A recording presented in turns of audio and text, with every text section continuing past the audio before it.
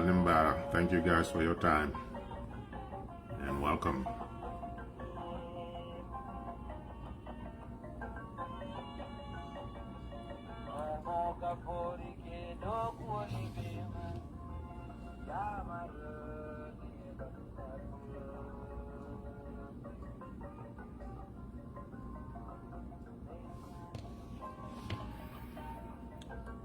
Okay, let's get straight to it. Wati Jamata.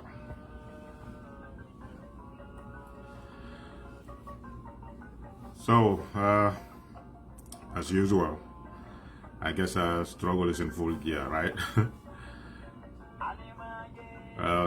Left a man for a bit, I will call me Mikiri Bessiarin. Nyanta diamlo Coleman never siarin, Nyanta Sulala Coleman never siarin, by Kumaya, Katamina Nago, Adam Barrow Kurukurukam, Gambia, being a Kalamuta, and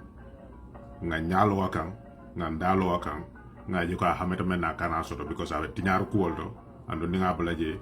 or Tinaro Yabe Soxi Lala. Wala Monte. Nga example oja ning katre fa yo mentam betade mbe ajala exactly what happened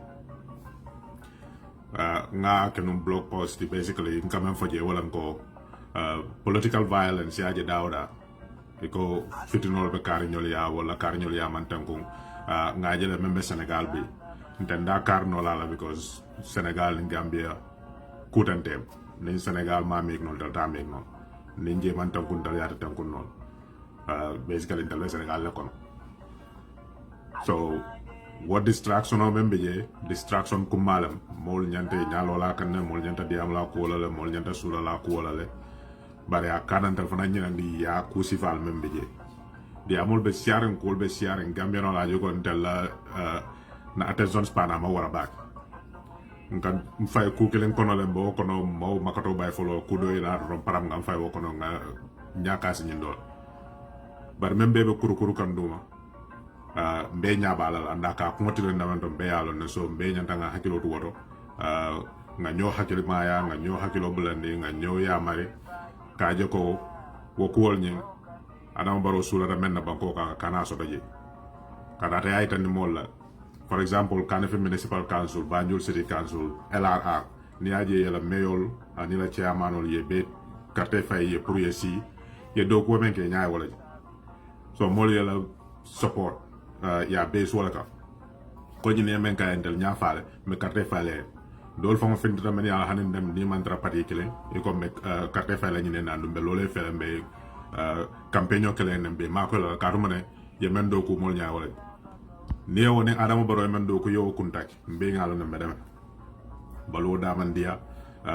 fennam fama da man tara ke mo banko kam mo se titar men ka foko ha ndam Gambian do le so nyowul na wala tra kontan ra ko la tije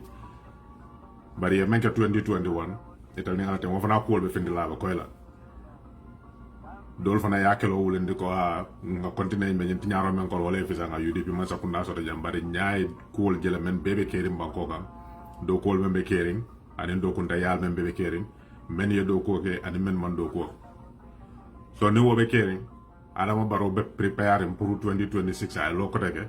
ay carte ni mol bulu anda ni sifatam fa so men ke kunum bantabala programme nga moy jël men be suti ari ngala ko ate falen ngo meto fala Adama Barrow te karam no la man ke karanna fo abe bu ko le la karamba fa be karanna dunya la bang atende karanna atebe kalwa ka mole ya jeme karanta 2016 to le Gambian kol karanta je la ate fon ko ningo karanta jata man karanje amala wala ma ko indi ama kalam da fon ate be dama ma fon so ate man karanje adama baro te karanno la ngoma hakilota karan hakilta so ka cool cross le ya ko akari nyo nyene kete la madu fana hakiloto je atento mo sifat men be studiar ngala nga moy le kate falen andi o manke cool lot e ka mo cross le ya lon ko nyimu mo sifat ati mu mo sifat me ya lan kate falen nola abe lore de mata lo lore wol so fitna kurkuro nital lota platform o hal nga ke kilenti banko do ko wala sita nga politiko la ndi karala e be o fale dala e manko to be abe fitna kurkuro ndolla amantara fanna fo ka banko mol da mal dundi ñol ate ya tesid wol so fo ko moni ke baro wol mankele ni fo ko moni ke baro mankele say molbe molbe lo la moneka ye même fo nga blow no ma bang fo be menke nga blow no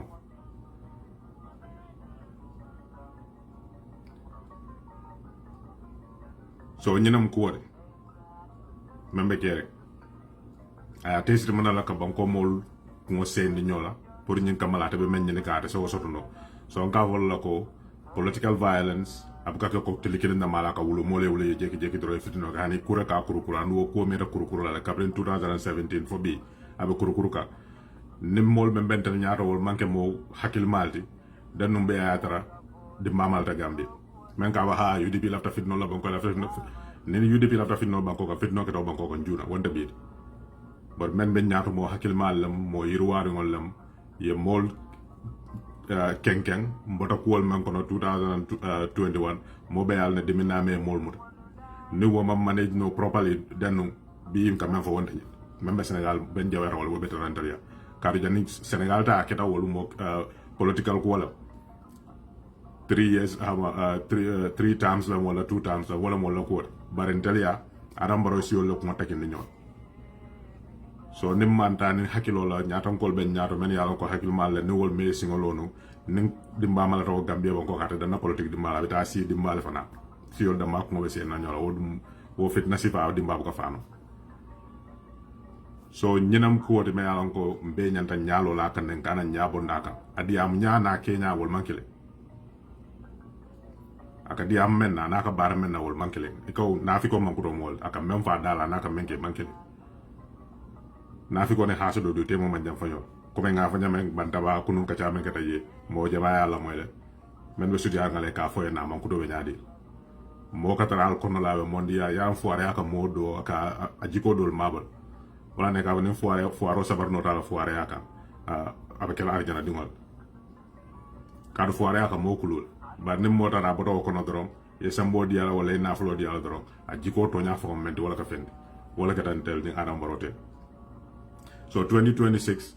a ñon carte faydo sur la Gambia nga mera nun ko yaaya Jammeh kete ñame wokale atam bul nga singa 2026 batu adam baro jube mayoral election dama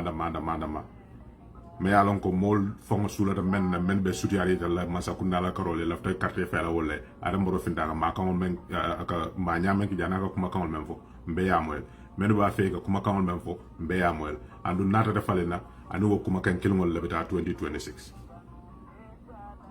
so bawo say banko be aja 2021 alaj mo won jaay ko ete la gagner yu di bin kol kamfara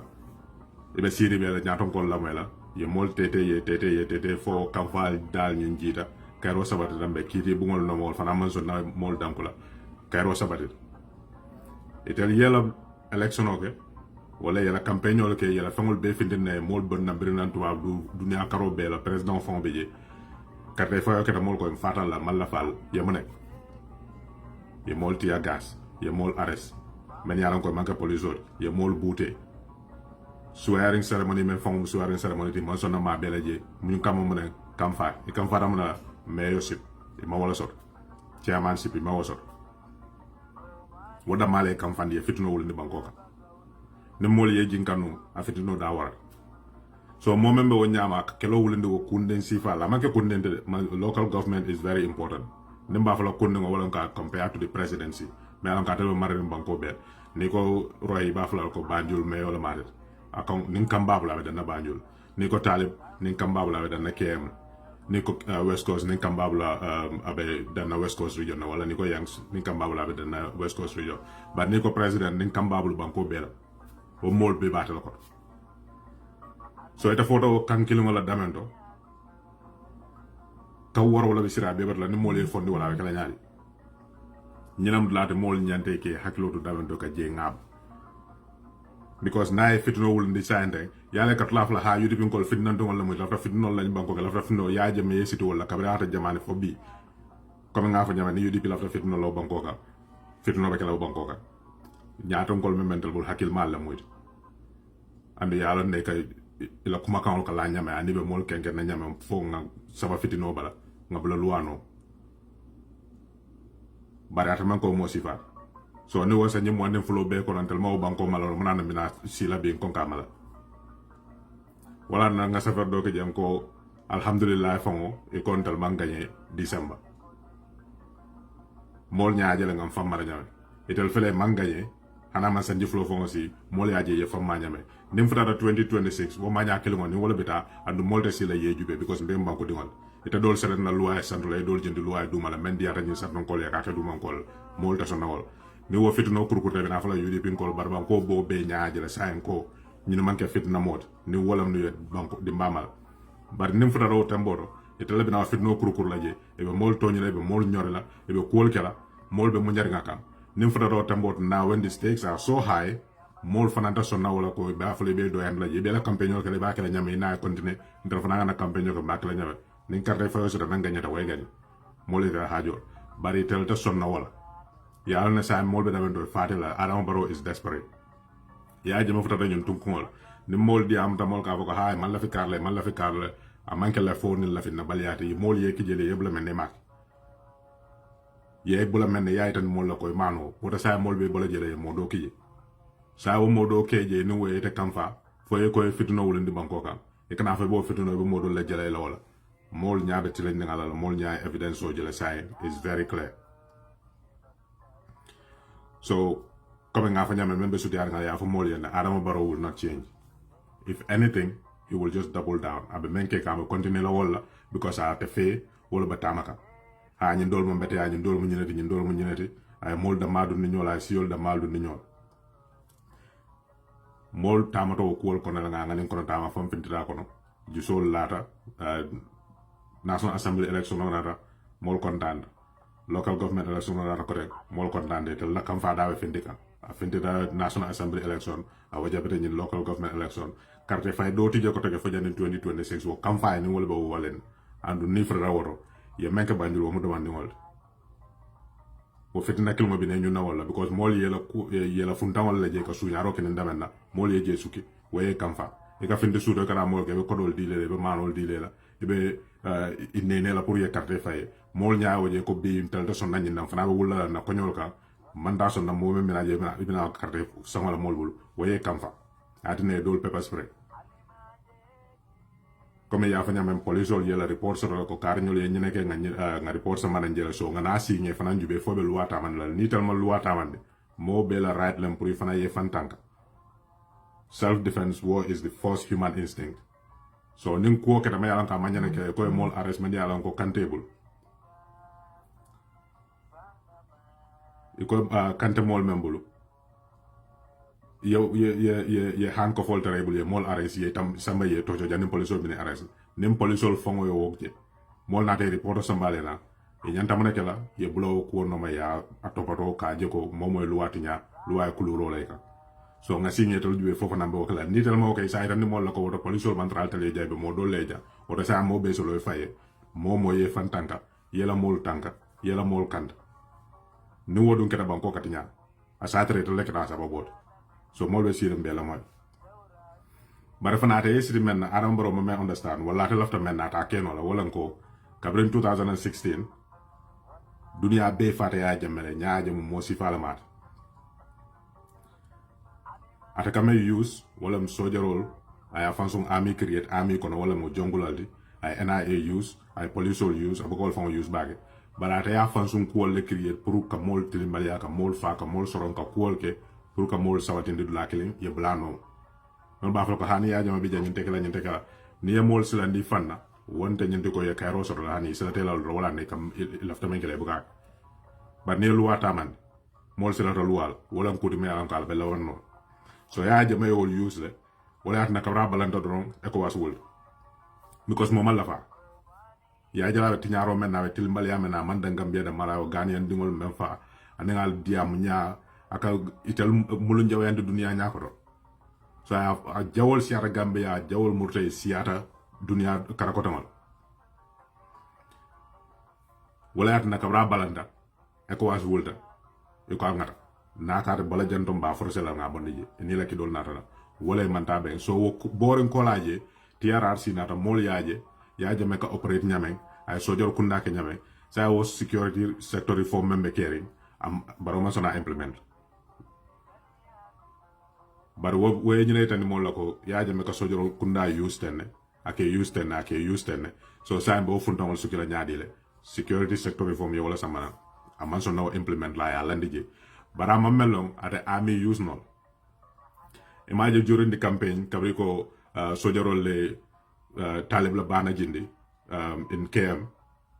army man fintine ni la press release that's gonna be the reaction with everything from now on army kunata la flanje na moli to ya ko te leka nyinge they will have to conform to banko mol lafta men so arambarote army use no la in fact my loyalty sotoji to a certain extent wala na soju Senegal sojorol ba ko nansa so ata be jumal nu use no la army kono ka fon sun jongolal create ko Jammeh ata create Nyameh ata do keno so ne sojaru ye dabla politiko kono ko kundinke dro banko molbe finla ne afon ko mena la nyinke then they will come out with their press release like they did during the campaign how sojaru manyinke wala we will investigate and stuff like that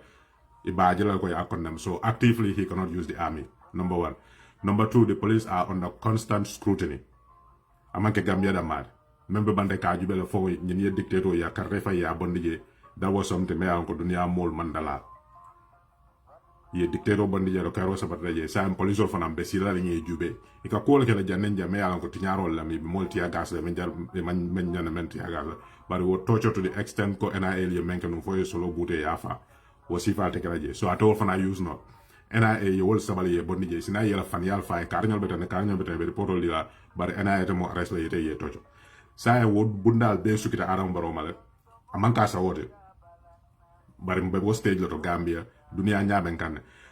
africanol men yalon ko ye dingol wulendi for Ghana lamba for Nigeria lamba for Senegal lamba ye lo bonko dingol wulendi ye niol la iko ngalta ni Jammeh ka bala na ye kelo boya kan aliya bondi woli ye dingol le niol ya pour ye na Gambian ko bondi Jammeh la fitno ko say ko bina morle bo kusi va kelo mo murun lana manjal nga US ñol fo nga UN ñol fan West African fan wala to sonaw ndanga ñe bondi je defana ko bina morle o kusi va kelo ko ja when we sacrificed our children to come to your rescue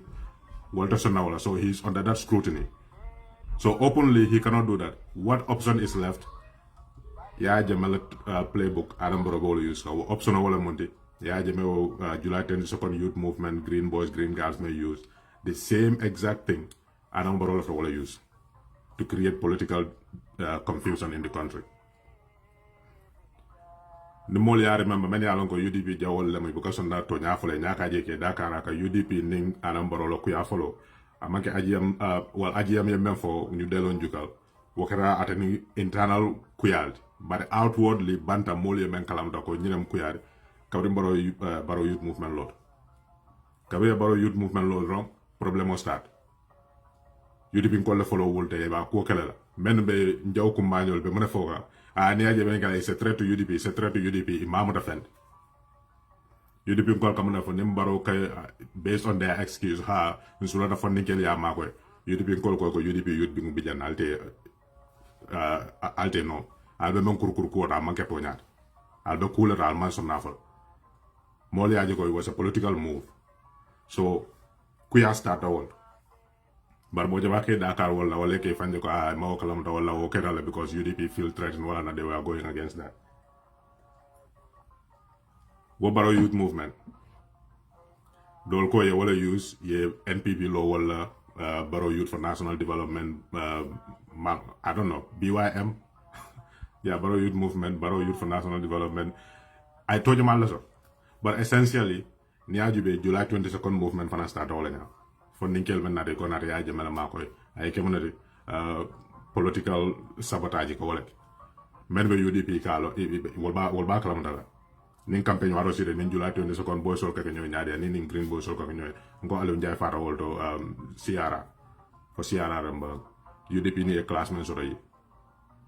because ibuka fata mol la ni mol be la campagne la itel ko ke wolo ko yandi fay so bi day mol disrupt la ni mol nyata dal silo men ko kran wo silo la the same tactics ñu fana lafta wala use la the same exact tactics so July 22nd youth movement morphed into the green boys green girls ya Jammeh kala ni mo kurngol be bondu wolto to go and sabotage people kamol attack kataadu laal ka mol identify ko ñimo opposition la ñimo fankol riye ke lol boy kan wo finna kurkulo ni mo reate ko you dipin kon lafta fitino Adam Barrow is following the same tactics that's why ala advisal bem APR sinkolet and the world man fello wo kusifal ko la fa bakar wo Adam Barrow advice la bana ya Jammeh ñu nek ja ñu na succeed ñu nek ñu na succeed ni fana ñi ke be succeed la wo success wala mundi ñing green boys green green youths welcome menke iba advice la wol Sidi Ndiaye ba advice la wol la ala mo bala mo bemu APR so ya Jammeh silo wenda fana ba ñor la wo sila kiluma men ke fa wore ni ko ha ni ko wol fankate be da bala jere ñin mu survival sol la di wol lafta men na wolen ko tel survive e dal da men e continue wo ko kilmal ndal la ñanta hakki lot la je so wo July 22nd youth movement green boys green guys strategy Adam Barrow be the same thing about use kan ate sojarol use nol ate police use nol ate NIA use nol so sai wada maltuta nje andu wodum kamen create wala civil strife so dal be man fly wala ko banko dingol be ka ñantale e be ñantala lu wala ko ma do ma ñana tarasanto aka da yo fay dol kan duma ning mol be la politiko la ita ko ndala kan bara wulo men ko mandiye tay fama e fansum bara wulo kan betale ni na boje tay la boy sol ya brika bare ne ko mol be la politiko men wala mandiye te ko kana fit no wulo ndol ka ata ko cool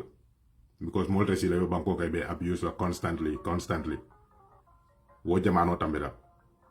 so mol ñantay ñaalo la ñene kan ke la ñi activity sol jube be mu nekké kan la ko ñol kay be mu nekké kan la aerial to e be mu political strategy le employ kan so jar kunda ni police kunda to wol use non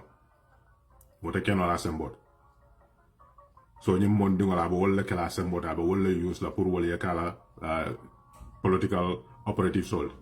and wol dun katani sila jumala fitino silo lam ka mol provoke ni e provoke reactor ko ha kar ñolam bitu yana yo mol arrest yo wol sambe tay sin pour kal la number sol tala kal discourage from your activities that's the strategy that they want to employ and going into 2026 they will go with that strategy so until bella responsibility mo Gambian or e be UDP o mantra UDP o mol be ñañanta yalla sa ka fa ko sa la ya Jammeh ak wa UDP wo banda mo ya wa UDP la fo kabrana ta wa Gambia yep kam Adam Barrow fana the same thing UDP this UDP that Adam Barrow UDP NPP UDP yeah that's the narrative they are creating now from Gambia NPP la UDP and they are not seeing ko Adam Barrow is the head of the government the elected government more is expected of him nintel fintam benna kin domol tandam ko solla that's our right mantara mo batanika nimme man kuno ko mo hajol ate as president he should be the unifier he should be the one leading by example but Gambia la bo nyam mo nyaka to nyaajele ke Dakar so lafta men fola basically wala ñindi ko ngay hakilo to woto ngaaji ko Adam Barrow be strategy la use kan pour ka banku dingol da mak mo sendi ñola kaaji ko these are the enemies but now the true enemy of the country has surfaced ita ko yemol la londe pour ye carte fay itate ka ye campagne ka kuta kudu mammen ka umole carte fay wato sira mol ko ñine do ku kantale nya wala yembe wala julojo la ye wala julojo wayete kamfa and going towards 2026 Adam Barrow and his gang will do everything possible to frustrate all these local governments to make sure they fail. And what is that leading to? Failing the Gambia. That's basically what it is. I'm not going to work with them. It's one thing, yellow political platform. Political bandal sa nga do ko ke. Nil local government, whatever they're trying to do, they are forced port of call walang central government. Lafta ñu nekkal na molye. This is what it requires. This is what we need from you. E mako e yok. Because ika gambe mol na fa. Mene carte faye manka UDP call na just because they are there based on the under the UDP ticket when they run for the election doesn't mean they are only going to benefit UDP. They benefit the whole entire constituency. So why don't you go ahead and help them? But atawakal abe lolo political platform ha katarin campaign lebe fanko lebe kalatene ata nyanta men mako ata wol mako wala funding tinana ni wole development program sa manam pour ka execute, they will frustrate them. That's his new strategy from now against 2026. And what he's doing is depriving Gambians. So Gambian all fana nyante nyaay la yel wo kusifal cross ya jube just because in a moment particular alafta do ko kala ala do ko jorong la yebala nga fe abe do ko kala nyaade ndang ko so meta be sila men political capital so ka ko ha ni aje ma fenk jando nyim parti kar mollem tanin tanem pour que la political capital increase. So these are the two strategies. Number one, frustrate these local government authorities. Number two, use those political provocateurs like July 22nd Youth Movement and Green Boys and Green Girls. Yeah, use Jammeh. Anamaro is going to try the same strategy. At the Raja Diamka Sonda Malad, underneath at the Ranal Kega. So Gambian all finance or Kalamdoko. These are the people that are trying to destabilize the country. Do your politics. It's a messaging process. To Adam Barrow, messaging is dangerous because I call politics dangerous in Malawital people because I media use and PR, you know. So to him that's dangerous. He cannot do the same thing. So what he has to do is contain people. And how is he going to do that? Akafala mole on Calvin power battle bla ne opposition ma sila come opposition ma sila juma. Nebe mamulu ruwa ko me ka sila mana. Why should you be afraid? So bafla wala mana legi sila e ka be sila juma. Loi mo be nyanta sila wala. Ni ma loi ti nyaka me musulan kote bala kote. Wo silo Gambian yo wala fa 2016. Nka katle jato fa. We jato fa. Many afa mole olon. Ya kana tele ya landi kara. So wasila mo nyen Gambian of ye kodi wala. Atata sama nola nan kote. So sa be mona kala ka mol provoke them just to have an excuse to execute what he wants to do. Mba fola Gambian yanko ye hakilo to wasifar many yanko be la nafiki ya fana ye wuli la sino la sai. Come and join the people and fight against what is looming against us or looming over us. Come 2026, these are the strategies Adam Barrow is going to use. He is going to create confusion within our, communities by employing these young people who have no jobs, fashioning them across. When he said boys, who was he talking about? Since when did we not have a police authority in the country to rely on to enforce the law? Why boys? That's where the problem is. But unfortunately for some of us, anything UDP is negative. They don't want to see any positives. Like I was saying earlier, we navigated ourselves through the 2021 shock and disappointment that we had. Everything, despite all the provocations that were taking place, was managed until we got out of that and we had our victories in the National Assembly and local government elections. And now we're seeing how these idiots are reacting. A mayor local government election. And when I say mayor, that doesn't mean that it's anywhere diminished or, small. But compared to the presidency, which is a bigger stake, they are reacting the way they are reacting. Now imagine if they go into 2026, which is the next election cycle, with that angle. What's that going to lead to? So what we're calling on is for everybody to recognize the dangers that we are faced with and start focusing on that rather than start picking fights with UDP this, UDP shouldn't do this, UDP shouldn't do that. UDP is not in charge of your tax dollars. It's not in charge of enforcing the law. The only responsibility UDP has is to abide by the law, period. Whatever we do internally, that's our problem. If people want to vote for us, they can vote for us. If they don't want to, they can reject us. But our only responsibility to Gambians is to abide by the law. And that's it. If you cannot find that, you want to bring up moral arguments where there is supposed to be a legal argument, that's your problem. That's hypocrisy, and it's taking your eyes off the problem that we're facing, which is that Adam Barrow is determined to stay in power. He cannot use the army, he cannot use the police, he cannot use the NIA, the same mechanisms that Jammeh used when he was in power. The fourth one was what Jammeh used to a certain extent and then ditched them when he started using the junglers, which is the Green Boys and Girls. And when Barrow said the boys, we talk to our boys, that's exactly what he means. All his advisors are APRC, former bigwigs and former Jammeh trusted political operatives, and they will only advise him to do things the way Jammeh did it so that he can stay in power longer. We're all saying that. Instead of focusing on that, we're going to say, oh, UDP is provoking them. So what if we provoke him? It's politics. We're not insulting anybody. We're not being physical with anybody. We're just using our words. Why can't he use his own words too? Why do you have to employ people undercover that are not affiliated with any law enforcement to go and execute law enforcement functions. So like I said, the police have had the report. People have been have taken a complaint to them that this is what happened. They've got their statements. The evidence is there. They're doing their investigation. Now they can prove to the Gambian people that we're here to enforce the law, or they can say all we want to do is protect a certain group of people and you are on your own. In which case, we will band together and protect ourselves. That is not threatening anybody or threatening any peace, but when it comes time for the truth, let there be truth. That's all people are asking. The only people responsible for anything in that country to execute anything is the government that the people voted for. The rest of us, our duty, our only duty, is to abide by the law. And that's it. We don't have any other responsibility. Anything else is voluntary. The only mandate we have is to make sure we respect the laws. Anything else is voluntary. If we want to volunteer, great. If we don't want to volunteer, that's up to us.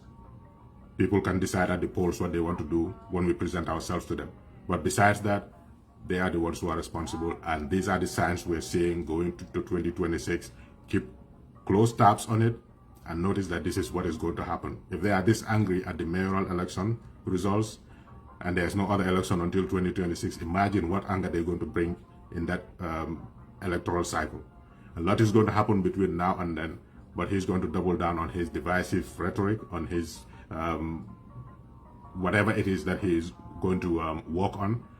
It's not going to be good for our common good. It's just for his own selfish interest. So just wanted us to draw attention to that, and didn't want to take too long. I guess, like I said, the struggle is back in full swing again, so we'll be a little more regular than usual. But for now, thank you very much. Allah barakal ya Allah wa benta. Me murana kote gana kachal continue. Thank you guys.